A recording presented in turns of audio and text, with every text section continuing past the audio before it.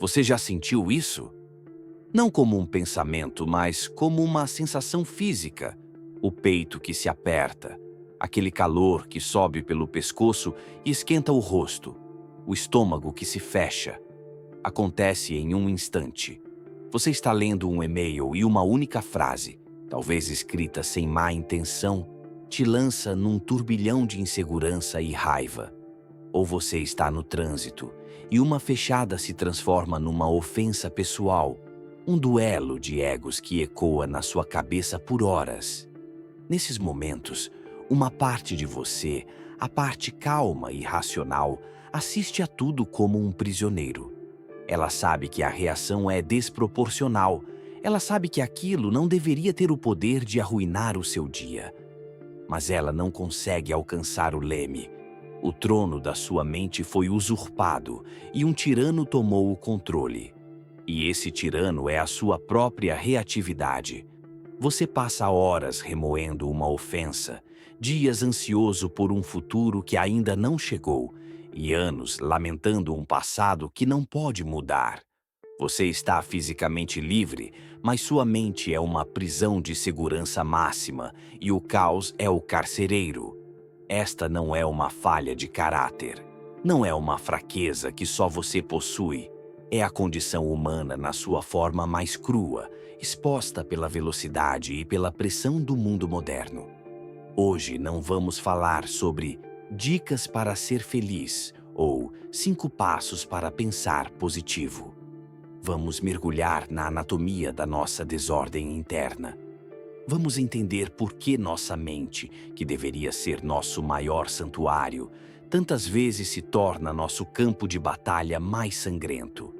Esta é a história da guerra mais silenciosa e mais importante que qualquer um de nós jamais travará. A guerra contra a tirania do nosso próprio caos.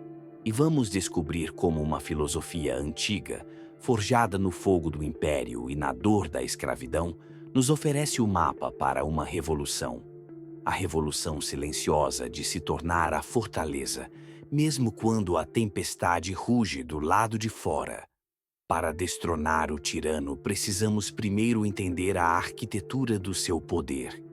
Por que uma mente tão brilhante, capaz de compor sinfonias e decifrar o genoma, é tão facilmente dominada por impulsos primitivos? A resposta é uma herança. Carregamos dentro de nós o hardware de nossos ancestrais, mas tentamos rodar o software do século XXI. Nosso sistema de luta ou fuga, governado por uma pequena amêndoa no centro do cérebro chamada amígdala, é nosso alarme de incêndio primal. Diante de um tigre na savana, esse alarme disparava, inundando o corpo de cortisol e adrenalina, preparando-nos para a batalha de nossas vidas. Ele era perfeito para o seu propósito. O problema? Esse alarme não foi atualizado. Hoje ele não diferencia um tigre de um tweet agressivo. Ele confunde uma crítica do seu chefe com uma ameaça mortal. E assim o alarme dispara. 10, 20, 50 vezes por dia. O corpo é preparado para uma batalha física que nunca acontece. E nós ficamos com a ressaca química, a ansiedade crônica, a raiva que corrói, a insônia, a exaustão física e mental. É o que podemos chamar de morte por 1000 cortes emocionais. Nenhum evento único nos destrói, mas o acúmulo diário de reações desgovernadas, de alarmes falsos, drena nossa força vital. É o projeto que nunca começamos por medo da crítica. É a conversa importante que adiamos por ansiedade. É a relação que se desgasta pela nossa incapacidade de responder com calma em vez de raiva.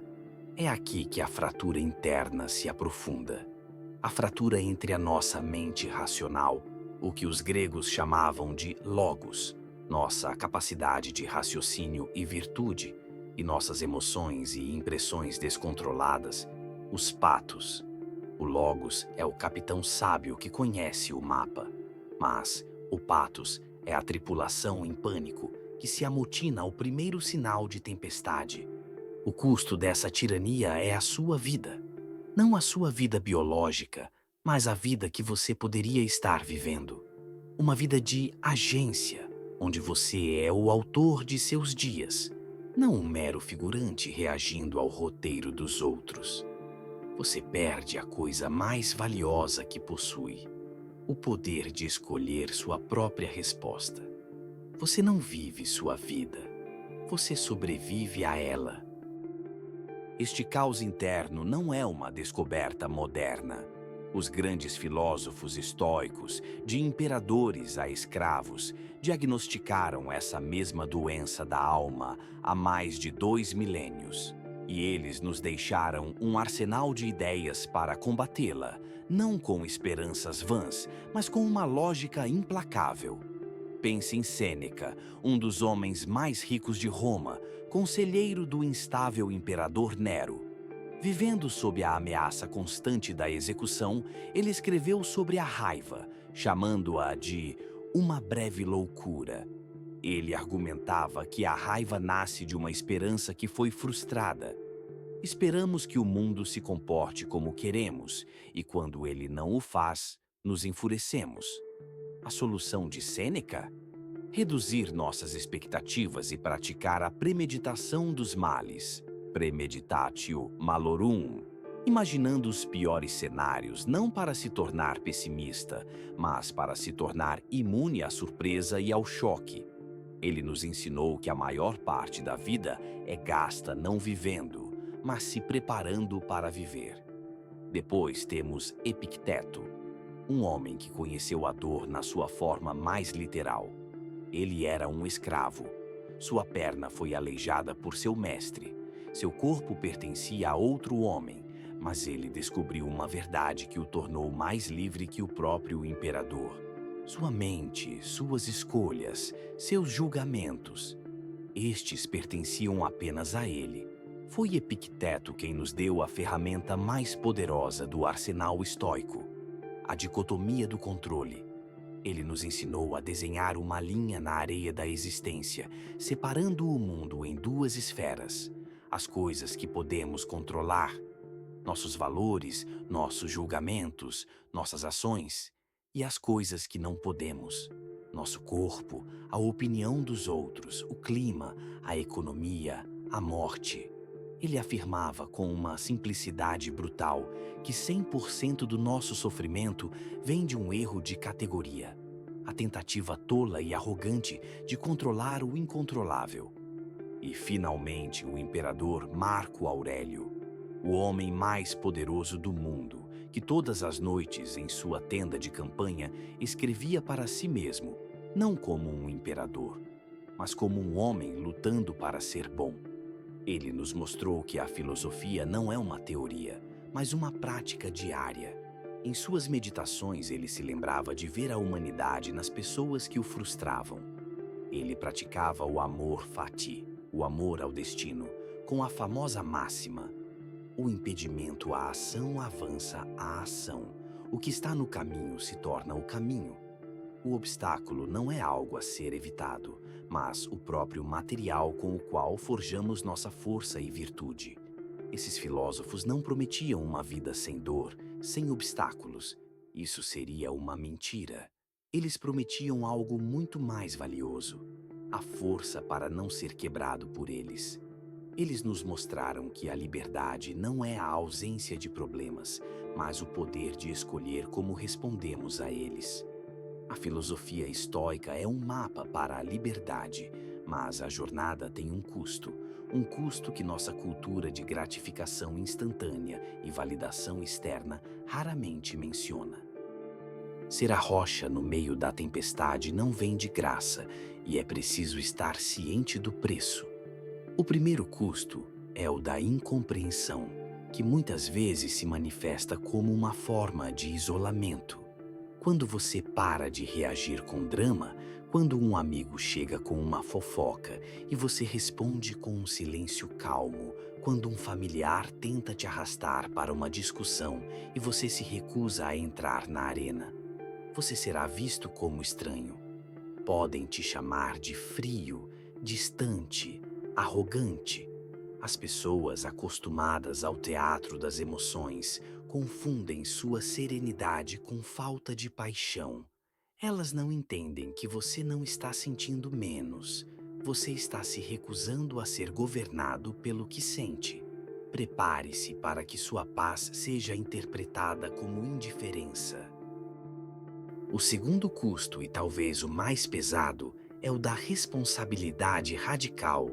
É muito mais fácil e confortável culpar o trânsito pelo seu estresse, seu chefe pela sua infelicidade, a economia pela sua falta de progresso. O caminho estoico arranca essa muleta de você. Ele te coloca em frente ao espelho e diz: a situação externa é um fato. Sua reação, seu sofrimento ou sua paz, isso é sua responsabilidade. Não há mais bodes expiatórios. Essa autorresponsabilidade é, ao mesmo tempo, um fardo imenso e um superpoder. O fardo é que você não pode mais se vitimizar. O superpoder é que você nunca mais precisará ser uma vítima. Pense em Catão, o jovem, um senador romano e um estoico ferrenho, inimigo mortal de Júlio César. Ele era a personificação da virtude romana, incorruptível e firme como uma rocha. Mas sua recusa em se curvar, em fazer concessões políticas, em jogar o jogo do poder, o isolou completamente. Ele foi visto como rígido, teimoso e intratável. Sua aderência inflexível aos seus princípios era sua maior força, mas também o que selou seu destino. Ele foi um mártir da sua própria filosofia. O caminho estoico pode, sim, te afastar da multidão. Ele exige que você troque o calor fácil da reação em grupo pela dignidade, por vezes solitária, do autocontrole e da integridade. É uma troca que exige uma coragem silenciosa. Então, estamos condenados à incompreensão e a um isolamento austero? Não. A jornada estoica não é uma guerra contra o mundo. É a construção de um santuário interno. E ela começa com passos práticos, com o treinamento diário da sua mente. Primeiro, ancore-se no físico. A revolução começa no corpo. Antes de tentar dominar a mente complexa, comande a fisiologia simples. Quando sentir a onda de reatividade, a mandíbula se apertando, a respiração ficando curta, execute a pausa soberana. Inspire profundamente, não pelo peito, mas pela barriga, contando até 4. Segure por 4 segundos e expire lentamente, como se estivesse liberando uma fumaça escura, contando até 6. Visualize a tensão deixando seus ombros, seu pescoço. Este não é um truque de relaxamento, é um ato de tomada de poder. Você está usando seu corpo como uma âncora no presente, interrompendo o sinal de pânico para o cérebro e dizendo: eu estou no comando aqui. Segundo, assuma o comando da narrativa com um diário. Sua mente conta histórias. Torne-se o editor-chefe. A ferramenta mais poderosa para isso é o Diário Estoico. Todas as noites, por 5 minutos, escreva sobre um evento do dia que te perturbou. Descreva-o objetivamente. Depois, analise o seu julgamento sobre ele. Qual história você contou a si mesmo? Meu chefe me criticou, ele acha que sou incompetente. E por fim, reescreva a resposta. Como um estoico agiria? A crítica é uma informação. Posso usá-la para melhorar. A opinião dele sobre minha competência está fora do meu controle. Minha ação virtuosa está dentro. Isso transforma a filosofia de uma ideia abstrata para uma habilidade prática. Terceiro, ajuste o foco para o essencial com um detox deliberado. Sua energia e atenção são finitas. Pare de entregá-las de graça. Pratique a pergunta de Sêneca: isso importa para a vida que eu quero viver? Faça um detox de atenção. Por uma semana, elimine uma fonte de ruído, um portal de notícias sensacionalista, um grupo de WhatsApp tóxico, o feed infinito de uma rede social. Observe o silêncio que isso cria. Observe quanta energia mental retorna para você. Proteja seu jardim mental como um guarda zeloso, pois tudo o que você rega com sua atenção cresce. E quarto, o passo mais profundo. Pratique a aceitação ativa. Isso se desdobra em dois. Para com os outros, aceite-os como são. Pare de se frustrar porque eles não agem como você gostaria. Isso te liberta da decepção. Para com a vida, pratique o amor fati. Quando um obstáculo surgir, uma perda, uma falha, uma doença, resista ao impulso de perguntar: por que eu? Em vez disso, faça a pergunta do poder estoico: ok, isso aconteceu. O que isso torna possível agora? Como posso usar esta pedra no meu caminho como um degrau? É a alquimia de transformar dor em propósito. No final das contas, a escolha se apresenta a nós em cada momento de cada dia. A escolha entre o conforto familiar de ser um escravo da tirania do caos interior ou iniciar a longa e por vezes árdua jornada para se tornar o mestre da sua própria cidadela mental. O caos é o fogo, a filosofia é o martelo e você é, ao mesmo tempo, o aço e o ferreiro. Cada vez que você escolhe a pausa em vez da reação, a compreensão em vez do julgamento, a responsabilidade em vez da culpa, você está se forjando.